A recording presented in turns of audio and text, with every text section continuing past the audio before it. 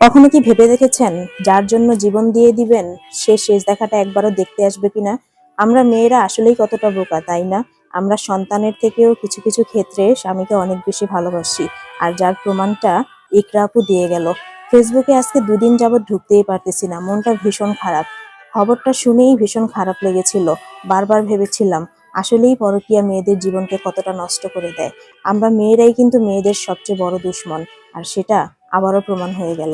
যাই হোক, বাজার থেকে বড় বড় চিংড়ি মাছ নিয়ে এসেছিল আপনাদের ভাইয়া। বাচ্চারা চিংড়ি মাছ খাওয়ার জন্য বায়না করেছিল, তো বাজার থেকে গিয়ে সব বড় বড় চিংড়ি মাছ নিয়ে এসেছিল। পরবর্তীতে এগুলো খোসা ছাড়িয়ে দেখেন এভাবে পরিষ্কার করে নিয়েছি। পরিষ্কার করে নেওয়ার পর এগুলো ভালোভাবে ধুয়ে একটা কড়াইতে রেখে দিয়েছি। পরবর্তীতে দেখেন এগুলো ভালোভাবে একটা একটা করে ধুয়ে নিয়েছি। তারপরে এগুলো কিন্তু আমি এভাবেই ফ্রিজে রেখে দিব, বিকেলবেলা রান্না করব। বিকেলবেলা যখন রান্না করতে আসলাম তখন কড়াইতে প্রথমেই তেল দিয়ে আমি একটু বেশি করে পেঁয়াজ দিয়ে দিব, কারণ পেঁয়াজ দিয়ে এগুলো শুধু ভুনা ভুনা করবো। এটা খেতেই কিন্তু সব থেকে বেশি পছন্দ করে ওরা। আর যদি আলু দিয়ে বা অন্য কোনো তরকারি দিয়ে রান্না করি তাহলে কিন্তু ওরা খায় না। পেঁয়াজটা যখন একটু লাল লাল করে ভাজা ভাজা হয়ে যাবে তখন কিন্তু আমি এখানে চিংড়ি মাছগুলো দিয়ে দিব, কারণ আমি যখনই চিংড়ি মাছ রান্না করি না কেন চিংড়ি মাছ আর পেঁয়াজ একসাথে কিন্তু ভেজে নেই। এভাবে পেঁয়াজের সাথে যদি আপনি চিংড়ি মাছটাকে একটু লাল লাল করে ভেজে নেন তাহলে কিন্তু চিংড়ি মাছটা খেতে খুবই ভালো লাগে। যখন একটু লাল লাল করে দেখেন এখানে ভাজা হয়ে যাবে এবং লাল লাল কালার আসবে, তখন আমি এখানে প্রয়োজন মতো আদা রসুন দিয়ে দিব। আদা রসুন দেওয়ার পর প্রয়োজন মতো হলুদের গুঁড়া এবং প্রয়োজন মতো মরিচের গুঁড়া দিয়ে দিব। মরিচের গুঁড়া দেওয়ার পরে এখানে কিন্তু আমি 2-1টা কাঁচা মরিচও ভালোভাবে ফেড়ে তারপরে দিয়ে দিয়েছি, মাঝখান দিয়ে চিড়ে। তারপরে এখানে একটুখানি পানি দিয়ে এটাকে ভালোভাবে কষিয়ে নেব এবং ততক্ষণ পর্যন্ত কষাবো যতক্ষণ পর্যন্ত না এটা একটু ভালোভাবে কষে এটা থেকে তেল ছেড়ে আসছে। যখন ভালোভাবে কষানো হয়ে যাবে তখন এটার ভিতরে আমি আরো একটু পানি দিয়ে দিব, এটা সিদ্ধ হওয়ার জন্য। একটুখানি পানি দিয়ে তারপরে এটাকে ঢেকে দিব।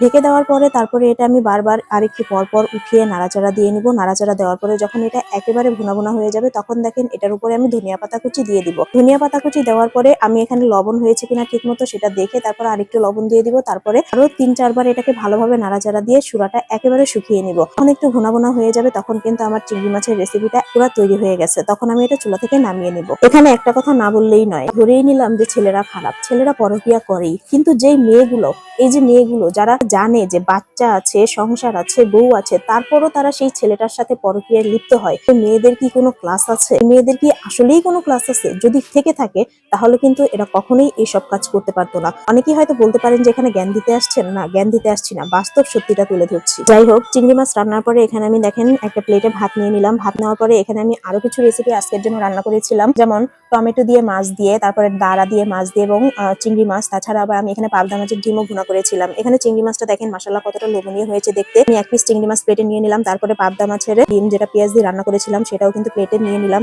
মাশাআল্লাহ খেতে কিন্তু খুবই মজা হয়েছিল। তো খেতে খেতে আজকের ভিডিওটি শেষ করলাম। দেখা হবে পরবর্তী অন্য